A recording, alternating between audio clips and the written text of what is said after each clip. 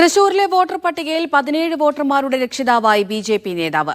Avanissery panchayat 69 number ബൂത്തിലാണ് വോട്ടർമാരുടെ രക്ഷിതാവായി CV. അനിൽകുമാറിന്റെ പേരുള്ളത്. BJP. അനുഭാവിയായ ഉദ്യോഗസ്ഥനെ സ്വാധീനിച്ച് കള്ളവോട്ട് ചേർത്തു എന്നാണ് സി.പി.എമ്മിന്റെ ആരോപണം.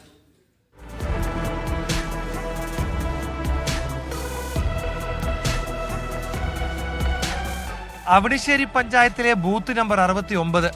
ഇവിടുത്തെ 17 വോട്ടർമാർക്ക് ഒരേ ഒരു രക്ഷിതാവ് അനിൽകുമാർ സി.വി. 20 വയസ്സ് മുതൽ 61 വയസ്സ് വരെയുള്ളവർക്ക് അനിൽകുമാർ രക്ഷിതാവാണ്.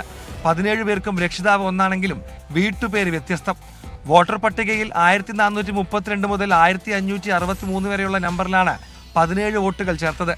ബി.ജെ.പി. പ്രാദേശിക നേതാവാണ് അനിൽകുമാർ. അച്ഛൻ്റെയോ ഭർത്താവിൻ്റെയോ പേര് ചേർക്കുന്നതിന് പകരം മറ്റുള്ളവർ എന്ന വിഭാഗത്തിൽ ഉൾപ്പെടുത്തിയാണ് അനിൽകുമാറിന്റെ പേര് ചേർത്തിട്ടുള്ളത്. ബൂത്ത് ലെവൽ ഓഫീസറെ സ്വാധീനിച്ചാണ് വോട്ട് ചേർത്തത് എന്നാണ് സി.പി.എമ്മിന്റെ ആരോപണം. ബി.ജെ.പിയുടെ നേതാവായിട്ടുള്ള അനിൽകുമാർ സി.വി. ഇദ്ദേഹത്തിന്റെ വീട്ടിൽ ഇദ്ദേഹവും ഇദ്ദേഹത്തിന്റെ ഭാര്യ ശ്രീജയും മകൻ അജിതുമാണ് ഉള്ളത്. പക്ഷേ ഏതാണ്ട് 17 വോട്ടുകൾ കൃത്യമായി ഞാൻ പറയാം. ക്രമനമ്പർ 1432 പേര് Abhinandan, care of Anilkumar CV.